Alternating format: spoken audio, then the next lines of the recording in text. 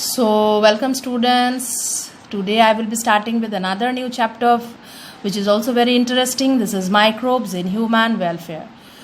So this is also a very easy chapter and you will find a lot of interest in studying this because this deals with the uses of the microscopic organisms or microorganisms which are the major components of the biological system on the earth. As you all know macroscopic के साथ साथ microscopic organisms भी काफ़ी important है ना. तो world wide हम लोग अगर स्टडी करेंगे तो माइक्रोस्कोपिक ऑर्गेनिजम्स के साथ साथ मैक्रोस्कोपिक मतलब जो खाली आँखों से दिखता है, this are the major components of the biological system of the earth. Characteristic features क्या होंगे ये इन सब माइक्रोब्स का? They are microscopic, single celled, they can be seen under the microscope and they are present everywhere. सब जगह पर होंगे, जैसे कि डीप गीजर्स में, हॉट वाटर स्प्रिंग्स में, बर्फ़ों के लेयर्स में और एसिडिक एनवायरनमेंट्स में भी. इनके बारे में हम लोगों ने 11 के चैप्टर्स में डिस्कस किया था. Archaebacteria, those who can live in extreme condition. So बहुत सारे माइक्रोब्स जो है मेनली बैक्टीरिया हर जगह पर दिखाई देता है, including the hot springs and also the layers of snow. Acidic environment में भी है ना. तो ये सब लोग तो इन सब के बारे में आप लोग जानते ही हैं. और कुछ माइक्रोब्स का एग्जाम्पल दे देते हैं अभी. ऐसे माइक्रोब्स का एग्जाम्पल्स है protozoa, bacteria, fungi, microscopic animals, plants, viruses, viroids and prions. Viroids याद आ रहा है? वायरसेस की तरह ही हम लोगों ने स्टडी किया था क्लास 11 में. वायरॉइड्स है ना, वायरस की तरह ही है माइक्रोस्कोपिक ऑर्गेनिजम्स.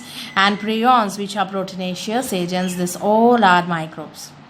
और इनका बहुत ही इंपॉर्टेंट फीचर है क्या? They can be grown on the nutritive medium. Bacteria mainly can be grown on the nutritive medium to form the colonies. और ये जो मतलब कल्चर में हम लोग ग्रो करा सकते हैं ऑर्गेनिजम्स को इन द लैबोरेटरी कंडीशंस, तो ये हम लोग का स्टडी में बहुत हेल्प करता है, रिसर्च में बहुत हेल्प करता है, कल्चर कराने में बहुत हेल्प करता है. Because micro organism can form colonies in the nutritive medium which can be done under laboratory condition. Now we will come to the discussion of microbes in household products. Microbes कैसे घर में हम लोगों को help कर सकता है, जैसे कि in the formation of curd, दही बनाने में माइक्रोब्स काफ़ी मदद करता है. जैसे कि एक बैक्टीरिया है lactobacillus and other is Next we come to the use of microbes in the household products. So here you can see curd, दही बनाने के लिए लैक्टोबैसिलस चाहिए होता है और लैक्टिक एसिड बैक्टीरिया जिसको LAB भी बोला जाता है. तो दही जमाने से पहले क्या करना पड़ता है? हम लोगों को क्या चाहिए होगा? Starter which is used as inoculum. मतलब स्टार्टिंग में कुछ चाहिए होता है दही जमाने के लिए. सो स्टार्टर में थोड़ा सा खट्टा वाला दही लेना पड़ेगा और उसको दूध को थोड़ा सा गर्म करके उसके बाद थोड़ा सा स्टार्टर दे देना पड़ता है. For this starter will act as inoculum, मतलब बैक्टीरिया ग्रोथ करने के लिए ये थोड़ा सा चाहिए होगा. Then what will happen? This lactic acid bacteria produces what? Acids. Okay, this lactic acid bacteria will produce acid. This will help in coagulating the milk to curd. ठीक है, कोआगुलेट मतलब दही जमा कर देगा उसको और ये क्या होगा? जमा होके फिर क्या बन जाएगा? दही. ठीक है.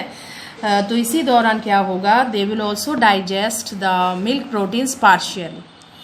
मिल्क प्रोटीन्स को पार्शियली डाइजेस्ट कर देता है कौन? Lactic acid bacteria.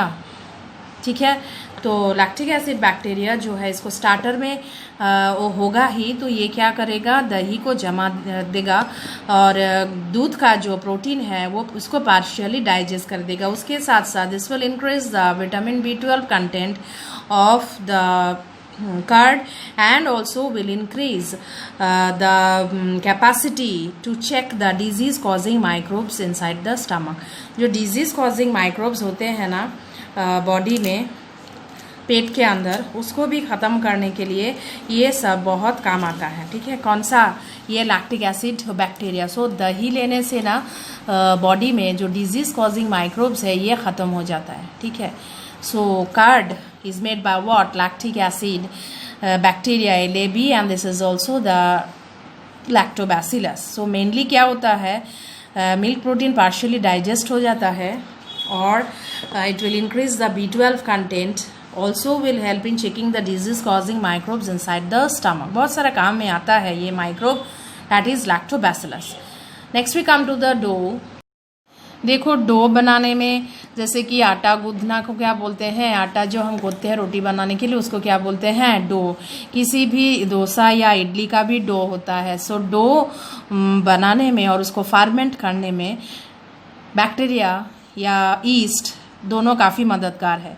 जैसे कि डोसा एंड इडली डो में कार्बन डाइऑक्साइड प्रोडक्शन किससे होता है? By the bacteria. ठीक है, और ब्रेड में भी डो लगता है मैदे का। सो ये डो में जो फर्मेंटेशन कराना होता है that is done by the east.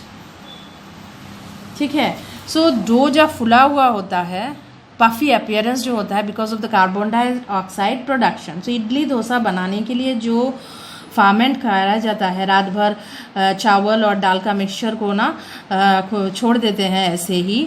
सो इसको फार्मेंट कराने के लिए, और फार्मेंट कराने के बाद सुबह जब इसको ढक्कन खोलेंगे तो उसका फुला हुआ कुछ लिक्विड दिखाई देगा which can be puffy because of the carbon dioxide production of the growth of the bacteria. So ये होता है काम बैक्टीरिया और ईस्ट का भी ब्रेड बनाने में फार्मेंटेशन का काम है, नहीं तो ब्रेड जो है सॉफ्ट एंड फ्लफी नहीं होता है। ठीक है, तो माइक्रोब्स का यूजेस कार्ड में देखा हम लोगों ने और डो में भी देखा। अभी हम माइक्रोब का यूज देखेंगे टॉडी में। This is a traditional drink in some parts of south India. कुछ ड्रिंक्स होता है साउथ इंडिया में, so that is called toddy which is made from the juice of the palm trees and also the coconut. This is done by fermentation. इसको सड़ाया जाता है, coconut और palm tree का जो रस होता है ताड़ के पेड़ का, तो उसको सड़ाया जाता है और उससे जो ड्रिंक मिलता है ट्रेडिशनल लोकल है ये, इसका क्या नाम है? Toddy. This is done by fermentation. Okay, now we will talk about cheese. As you can see, this cheese available in the market. This is also a milk product. This is partial degradation of milk. Cheese is made by what? Partial degradation of milk. Degradation मतलब थोड़ा सा खराब कर देना। तो milk का, दूध का थोड़ा सा हिस्सा खराब कर देने के बाद थोड़ा सा मतलब फर्मेंटेड कंडीशन होता है ये चीज़। सो यहाँ पर जिसको हाईलाइट करेंगे, जैसे दो टाइप का चीज़ है, Swiss cheese and Roquefort cheese. So Swiss cheese जो है, स्विस चीज़, इसमें बहुत बड़े बड़े होल्स दिखाई देते हैं। तो that is done by what? The carbon dioxide elimination by propionibacterium shermanii. ठीक है, तो चीज़ में जो बड़े बड़े खड्डे होते हैं ना, this is because of the large amount of carbon dioxide released by propionibacterium shermanii. ठीक है, तो ये प्रोपियोनिबैक्टीरियम शर्मानी जो है ये क्या करता है? ब्रीदिंग करने के टाइम में कार्बन डाइऑक्साइड छोड़ता है, तो इसके लिए बड़े बड़े खड्डे हो जाते हैं किसमें? स्विस चीज़ में। ओके, अब जो रॉकफोर्ट चीज़ है उसमें that is made by the fungi penicillium roqueforti. ठीक है, रॉकफोर्ट चीज़ भी और एक है, this is made by growing the fungi on that type of cheese and so this gives it particular flavour. कुछ अजीब व गरीब फ्लेवर होता है रॉकफोर्ट चीज़ का, कहाँ से आता है? ये फंगी से आता है। अभी कुछ चीज़ें और फॉर्मेंट किया जाता है by the growth of the microbes like bacteria and fungi like fish, soya beans and bamboo shoots for making different types of items. खाने के लिए यूज़ होता है ऑब्वियसली, फिश सड़ा के, सोयाबीन सड़ा के। फार्मेंटेशन is actually what? Sadana, rotting करना by the help of the microbes, bacteria हो, फंगी हो, जिससे इसको सड़ाया जाता है खाने के लिए। ये खाने की चीज़ ही है ना। तो अभी नेक्स्ट हम लोग डिस्कस करेंगे माइक्रोब्स का इंडस्ट्री में क्या यूज़ है। सो माइक्रोब्स इन इंडस्ट्रियल प्रोडक्ट्स। पहले तो इंडस्ट्री में क्या माइक्रोब्स यूज़ होगा, किस लिए? बिकॉज ऑफ द फॉर्मेशन या मैन्युफैक्चरिंग ऑफ फार्मेंटेड बेवरेज। ड्रिंक्स जो होते हैं फार्मेंटेड, ये सब बनाने के लिए ज़्यादातर माइक्रोब्स का यूज़ देखा जाएगा in the fermentation industries and also in the antibiotics. ठीक है, सो लार्ज वेसल्स इसके लिए चाहिए जहाँ पर फार्मेंटेशन होगा, तो that is what the large vessels are called what fermenters, जो चाहिए होगा फार्मेंटेशन के लिए. Okay, so the fermented beverages क्या क्या है, जैसे वाइन है, बियर, विस्की, ब्रांडी, राम, इसको किससे फार्मेंट किया जाता है, ईस्ट से. ठीक है, और इसका नाम क्या है, सैक्रोमाइसिस सेरिवेसी. सैक्रोमाइसिस सेरिवेसी जो बहुत ही इंपॉर्टेंट ईस्ट है, इसका नाम अच्छी तरीके से दिमाग में भर लेना है. बेवरेज बनाने के लिए भी और ब्रेड बनाने के लिए भी सैक्रोमाइसिस सेरिवेसी यूज़ किया जाता है for the fermentation. This is also called brewer's yeast, baker's yeast and also called brewer's yeast. ये मॉल्टेड सीरियल्स, फ्रूट जूसेस को भी फार्मेंट कराने के लिए यूज़ होता है to produce ethanol which is the ethyl alcohol. ठीक है, अब जो ड्रिंक्स बनेगा उसका कभी कभी डिस्टिलेशन कराना पड़ता है या विदाउट डिस्टिलेशन भी मार्केट में सेल होता है. विदाउट डिस्टिलेशन जैसे विस्की, ब्रांडी, रम को यूज़ किया जाता है, एंड डिस्टिलेशन फार्मेंटेड जो जूसेस होते हैं उसका डिस्टिलेशन करा के मार्केट में भेजा जाता है. सो फार्मेंटेशन में ज़्यादातर कौन सा माइक्रोब का यूज़ होता है, yeast, that is what saccharomyces cerevisiae, जिसका दूसरा नाम है ब्रीवर्स ईस्ट. ब्रीविंग किया जाता है ना अल्कोहल या कुछ ड्रिंक बनाने के लिए, so that briefing process is done by what the east. Okay, फिर अब हम लोग आते हैं एंटीबायोटिक्स. तो एंटीबायोटिक्स भी माइक्रोब से ही बनते हैं. So antibiotics, anti means against and bio means life. So what do you mean by antibiotic, this is against life but in context of what, in context of the disease causing microbes. So disease causing microbes को मार देने वाले chemicals का क्या नाम है, antibiotics, means against life of the disease causing microbes. So these are the chemicals. What are these? These are the chemicals which are produced by some of the microbes, है ना. These are produced, these antibiotics are produced by the microbes only to kill some other microbes which are disease causing. So ये जो antibiotics हम लोग लेते हैं अगर कोई बीमारी है तो so that can kill or retard the growth of this disease causing microbes, but these are made from microbes only. Clear? The first antibiotic is penicillin, which was discovered by Alexander Fleming. Alexander Fleming एक बार स्टाफाइलोकोकस bacteria से काम कर रहे थे. सो अचानक से उनको क्या दिखाई दिया कि एक अनवॉश्ड कल्चर था, मतलब एक कल्चर को उसने अच्छी तरीके से साफ़ नहीं किया था. प्लेट्स जो कल्चर प्लेट को अच्छी तरीके से साफ़ नहीं किया, और देखते हैं क्या कि कुछ फंगस या मोल्ड्स वहाँ पर ग्रो किया है. तो वहाँ पर जो मोल्ड्स ग्रो किया है वहाँ पर क्या दिखाई दे रहा है कि स्टाफाइलोकोकी जो है ये ग्रो नहीं कर पा रहा है. मोल्ड्स के साथ रिएक्शन से स्टाफाइलोकोकी जो है ये ग्रो नहीं कर पा रहा था.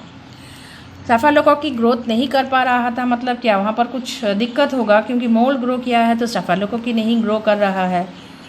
सो ही फाउंड आउट दैट, अब उनको क्या दिखाई दिया कि कुछ ना कुछ तो केमिकल है जो प्रोड्यूस किया है इस मोल्ड ने. तो प्रोड्यूस करने के बाद क्या हो रहा है, स्टाफाइलोकोकी वहाँ पर ग्रो नहीं कर रहे हैं. ठीक है, मोल्ड्स हुआ था उसको, उसमें फिर कल्चर करने का कोशिश किया था उन्होंने, तो स्टाफाइलोकोकी का ग्रोथ नहीं हो रहा था. तो उनको क्या समझ में आया कि कुछ ना कुछ केमिकल्स तो है जो स्टाफाइलोकोकी को ग्रो नहीं करने दे रहा है. एंड वो मोल्ड क्या था, पेनिसिलियम नोटेटम. सो इसके लिए उस केमिकल का क्या नाम दे दिया उन्होंने, पेनिसिलिन. लेकिन फुल्ली इफेक्टिव कंडीशन में ये पेनिसिलिन जो यूज़ में आया है due to Ernest Chain and Howard Florey, इन दोनों ने मिलके एंटीबायोटिक को इफेक्टिव एस्टैब्लिश किया था. और ये एंटीबायोटिक जो है एक्सटेंसिवली यूज़ हुआ था जब वर्ल्ड वॉर 2 हुआ था, तब अमेरिकन सोल्जर्स का वुंड ठीक करने के लिए पेनिसिलिन का यूज़ हुआ था. सो अलेक्जेंडर फ्लेमिंग को भी और Ernest Chain and Howard Florey को भी नोबेल प्राइज मिला था 1945 में for the discovery of the penicillin which was a very good antibiotic of that time. अब उसी के साथ साथ एंटीबायोटिक्स जो है leprosy, plague, whooping cough, diphtheria, all could be treated by the different types of antibiotic. और बहुत सारे डिजीजेज जैसे कि leprosy, plague, whooping cough, diphtheria antibiotic से ट्रीट किया गया उसके बाद से। और आज का जो वर्ल्ड है पृथ्वी में एंटीबायोटिक नहीं है बोल के हम लोग नहीं सोच सकते, लेकिन अलेक्जेंडर फ्लेमिंग का नाम बहुत ही इम्पोर्टेंट है। अर्नेस्ट चेन एंड हावर्ड फ्लोरे सभी इम्पोर्टेंट है क्योंकि पेनिसिलिन जो एंटीबायोटिक था इन लोगों के वजह से ही पृथ्वी में आया था। नेक्स्ट कुछ केमिकल्स है, एंजाइम्स है, बायोएक्टिव मॉलिक्यूल्स है जो कि माइक्रोब से प्रोड्यूस होता है, उसके बारे में हम लोग देखेंगे। यहाँ पर जो केमिकल्स है जैसे कि alcohols, organic acids, enzymes and bioactive molecules all are made from the microbes, है ना।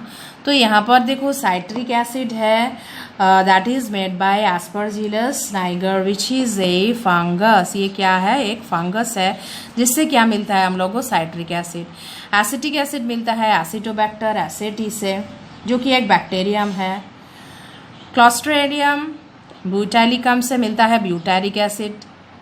कहाँ से मिलता है, क्लोस्ट्रिडियम ब्यूटाइलिकम से मिलता है ब्यूटारिक एसिड। ये क्लोस्ट्रिडियम भी एक बैक्टीरियम है। और लैक्टिक एसिड कहाँ से मिलता है, लैक्टोबैसिलस से। सो ये सारे जो एसिड्स है ऑर्गेनिक एसिड्स ये मिलता है हम लोगों को माइक्रोब से। नेक्स्ट एंजाइम्स है जैसे लाइपेज डिटर्जेंट में यूज़ किया जाता है, ये भी माइक्रोब से मिलता है। बहुत सारे ऑयली जो धब्बे लग जाते हैं, तेल वाले जो धब्बे होते हैं उसको रिमूव करने के लिए लाइपेज वाला एंजाइम चाहिए होगा, तो वो डिटर्जेंट्स में डाला जाता है। This is made by the this microbes only. Pectinase and protease which is used in the bottled juices, this is also made from the microbes. And streptokinase which is the clot buster used in the heart patient, कभी कभी clot हो जाते हैं ना जो blood vessels में, इसको remove करने के लिए जो क्लॉट बस्टर यूज़ करते हैं this is produced by streptococcus bacteria, this is called as clot busters. Heart patients को दिया जाता है अगर ब्लड वेसल्स में क्लॉट हो जाए तो क्लॉट को बस्ट कराने के लिए क्लॉट बस्टर यूज़ किया जाता है। ठीक है, तो ये क्या कौन सा है, streptokinase which is used as a clot buster. ठीक है, तो ये कहाँ से मिलता है, स्ट्रेप्टोकोकस बैक्टीरिया से। और बहुत सारे बायोएक्टिव मॉलिक्यूल्स में मिलता है माइक्रोब से, जैसे cyclosporin A which is immunosuppressive and statins which is blood cholesterol lowering. ठीक है, सो दोनों बायोएक्टिव मॉलिक्यूल्स है साइक्लोस्पोरिन ए एंड स्टैटिन्स। तो ये दोनों का काम क्या है, साइक्लोस्पोरिन ए जो इम्यूनोसप्रेसिव एजेंट है ये ऑर्गेन ट्रांसप्लांटिंग प्रेशन में यूज़ किया जाता है। ठीक है, ऑर्गेन ट्रांसप्लांटेशन जब होता है तो यहाँ पर साइक्लोस्पोरिन ए डाला जाता है ताकि इम्यूनिटी जो है उसको थोड़ा सा सप्रेस कर दिया जाए।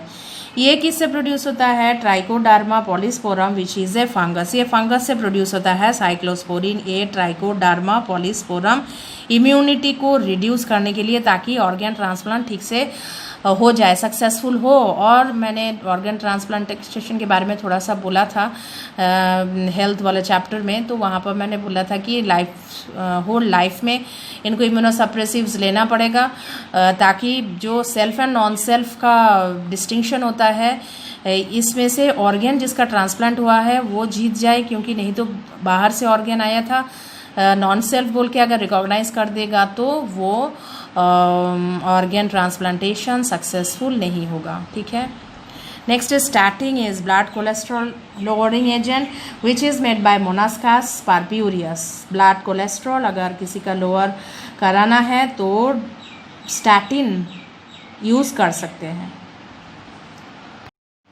So cyclosporin A is obtained from Trichoderma polysporum which is a fungus and statin कहाँ से मिलता है, इससे मोनास्कास पार्प्यूरियस से। सो ये क्या है, इम्यूनोसप्रेसिव, और ये क्या है, ब्लड कोलेस्ट्रॉल लोअरिंग एजेंट।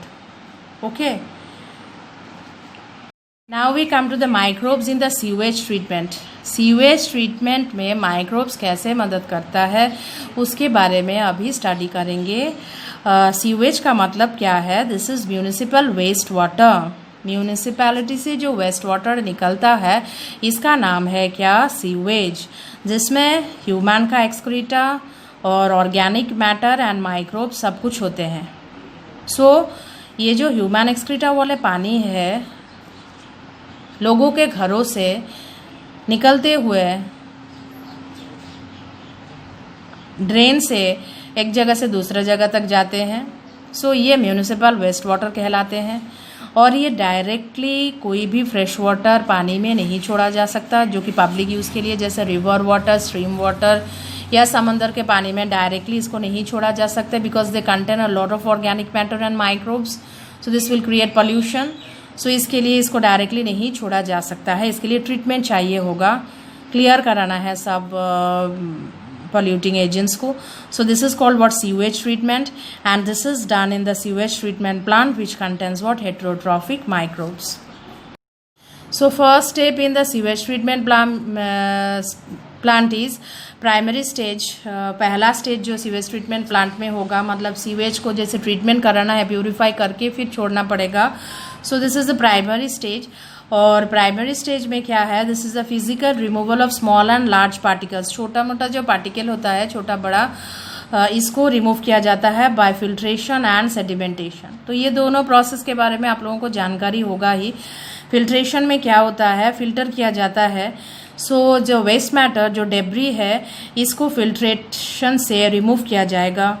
ठीक है, पहला step filtration where debris is removed.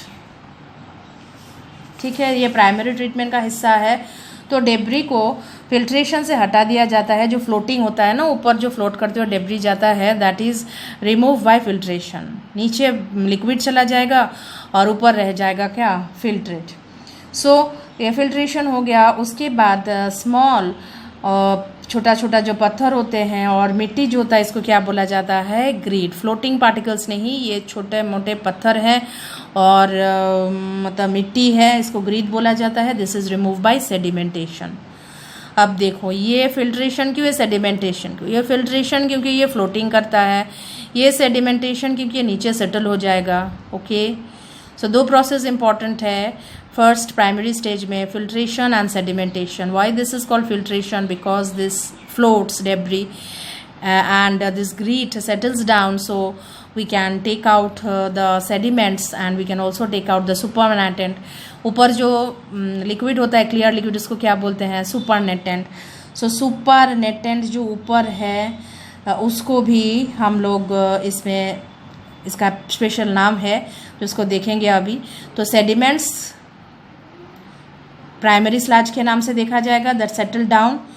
और ऊपर का जो सुपरनेटेंट है, इसका नाम क्या है? एफ्लुएंट। अभी उसके बारे में डिस्कस कर लेते हैं।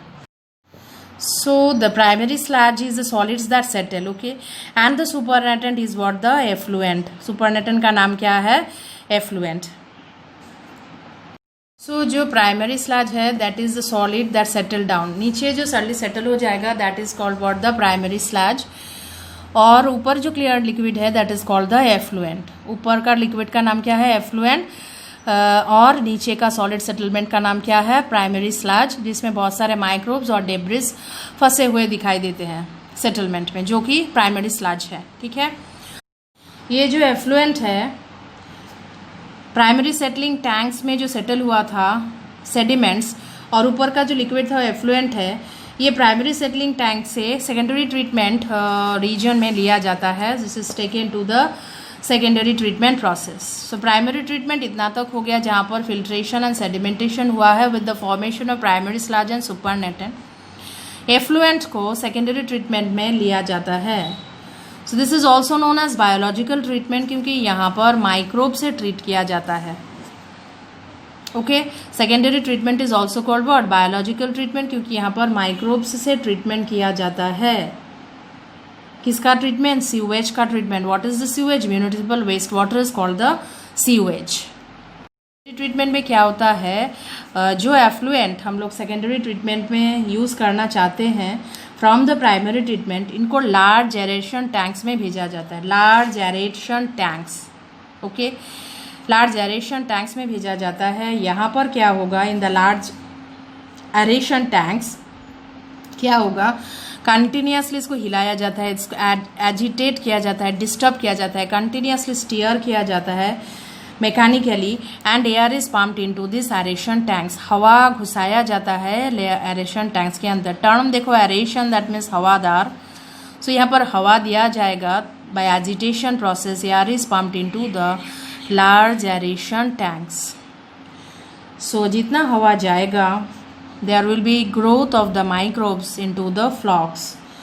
So microbes grow करके colony में form हो जाएंगे, where there will be bacteria and fungi. This flocs consist of what? Bacteria and fungi. ठीक है, so this flocs will consist of bacteria and fungi, and they will try to consume most of the organic matter that will be converted into microbial biomass. So जो bacteria और fungi यहाँ grow कर रहा है, ज़्यादा से ज़्यादा organic matter के ऊपर खाना खाएगा, और क्या फॉर्म होगा, माइक्रोबायल बायोमास, और उसके साथ साथ बहुत सारे मिनरल्स भी वो लोग एलिमिनेट करना स्टार्ट कर देंगे। सो ये प्रोसेस में क्या होगा, बीओडी जो है, biological oxygen demand is reduced. कौन सा प्रोसेस, ये जो बैक्टीरिया एंड फंगी का फ्लॉक्स ग्रो किया है ना, ग्रुप कॉलोनी, ये ऑर्गेनिक मैटर को खाएगा, और उससे क्या होगा, माइक्रोबियल बायोमास तैयार होंगे with the release of lot of minerals, और इसी दौरान क्या होगा, बायोलॉजिकल ऑक्सीजन डिमांड जो है ये रिड्यूस हो जाएगा। Okay, so what is biological oxygen demand? This is the oxygen consumed if all the organic matter in 1 liter of water were oxidized by bacteria. देखो अभी डेफिनेशन में क्या है, ऑक्सीजन कंज्यूम, कितना ऑक्सीजन कंज्यूम हो जाता है in all the organic matter. 1 litre of water में, 1 लीटर पानी में कितना ऑर्गेनिक मैटर है, ये ऑर्गेनिक मैटर को ऑक्सीडाइज करने के लिए कितना ऑक्सीजन लगता है, that is called the biological oxygen demand. Oxygen consumed if all the organic matter in 1 litre of water were oxidise by bacteria. जितना ऑर्गेनिक मैटर है इसको अगर ऑक्सीडाइज कराना है तो कितना ऑक्सीजन लगता है, that is the BOD. So this is the measure of organic matter. If the organic BOD is more, then we can say that it is more polluting. If the BOD is less, then it is less polluting. Biological oxygen demand ज़्यादा है तो pollution ज़्यादा है, ऐसा ही माना जाता है। Okay, सो यहाँ पर क्या सेकेंड ट्रीटमेंट में, सेकेंडरी ट्रीटमेंट में क्या किया जाता है, BOD को रिड्यूस करवाया जाता है। ओके, रिड्यूस कराने के बाद फिर क्या होगा, they are passed on to the settling tank. किसको पास कराया जाता है सेटलिंग टैंक में, एफ्लुएंट का ट्रीटमेंट करा रहे थे ना सेकेंडरी ट्रीटमेंट में। सो एफ्लुएंट में जब बीओडी रिड्यूस हो गया, सो इसको सेटलिंग टैंक में भेजा गया। तो यहाँ पर जो बैक्टीरियल फ्लॉक्स ग्रो किया था, इसको सेडिमेंटेशन के लिए छोड़ा जाएगा, इसको नीचे बैठने के लिए छोड़ा जाएगा। They will allow to sediment. Sediment what, the bacterial flocs को नीचे सेटल करने के लिए अलाउ किया जाएगा। यहाँ सेटलिंग टैंक्स में टर्म्स देख के रिलेट कर देना। सेटलिंग टैंक है तो क्या सेटल करेगा, जो बैक्टीरियल फ्लॉक ग्रो किया है वो नीचे सेटल हो जाएगा in the form of sediments in the settling tank. अब जो सेडिमेंट गिरेगा, this is called what, activated sludge. ध्यान से देखना, सेडिमेंट जो हो जाएगा that is called what, activated sludge. Clear, settling tank है, बैक्टीरियल फ्लॉक्स नीचे सेटल हो जाएंगे, और सेटल हो जाने वाले बैक्टीरियल फ्लॉक्स को क्या कहेंगे, एक्टिवेटेड स्लज। छोटा सा हिस्सा थोड़ा सा वापस फिर से लार्ज एरेशन टैंक्स में छोड़ा जाएगा, which will act as inoculum starters.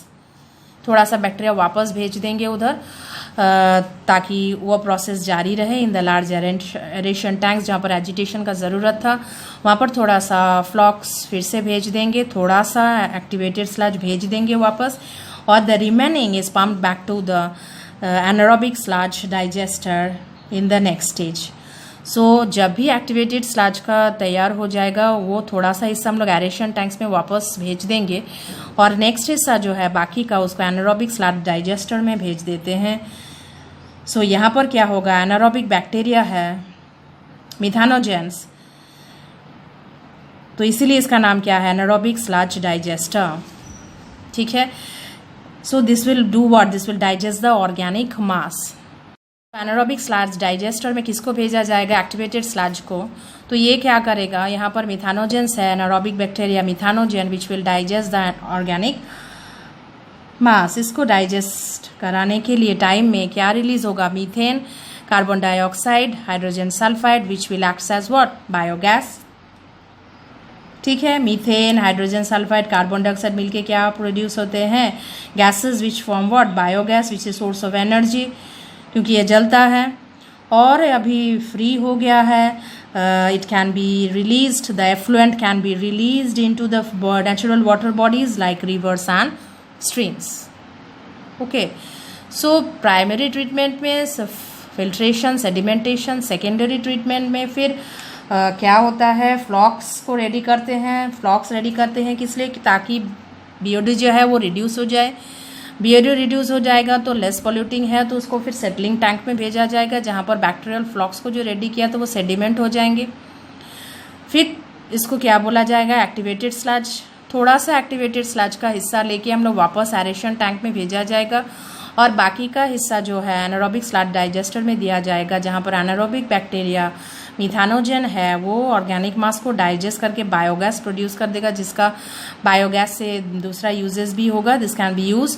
And बाकी का जो एफ्लुएंट है उसको फ्रेश वाटर्स में, नेचुरल सोर्सेज ऑफ वाटर में रिलीज किया जा सकता है। This is treated water, this is the main thing which happens in the sewage treatment plants. Next is river action plan. So for the releasing of the wastewater into the natural water resources, government is working, the Ministry of Environment and Forest under the National River Conservation Authority, they have worked and found out Ganga action plan, Yamuna action plan, Gomti action plan and different river action plan like Satluj action plan. इस action plan किस लिए लिया गया है, ताकि large number of sewage water treatment plants हो और treatment के बाद नेचुरल्स जो वाटर फ्लो है, नेचुरल बॉडीज ऑफ वाटर है, जैसे रिवर है, स्ट्रीम्स में, वहाँ पर पानी जो है ट्रीटमेंट के बाद छोड़ दिया जाए। इसके लिए ये रिवर एक्शन प्लान्स जो है इसका डेवलपमेंट किया गया है by the ministry of environment and forest. Okay, so that waterborne diseases are prevented, क्योंकि अनट्रीटेड सीवेज अगर छोड़ देंगे पानी में, नदी में या कोई भी वाटर बॉडी में, दिस विल कॉज पॉल्यूशन और बहुत ज़्यादा बीमारी जो है वो लोगों में फैलेगा। इसके लिए ट्रीटमेंट ज़रूरी है। Okay, so large amounts of sewage treatment plants are now made for the treatment of water before releasing into the natural water bodies. Okay, so today we have discussed up to the river action plan, and in the next class we will be discussing about the biogas and the biofertilizers.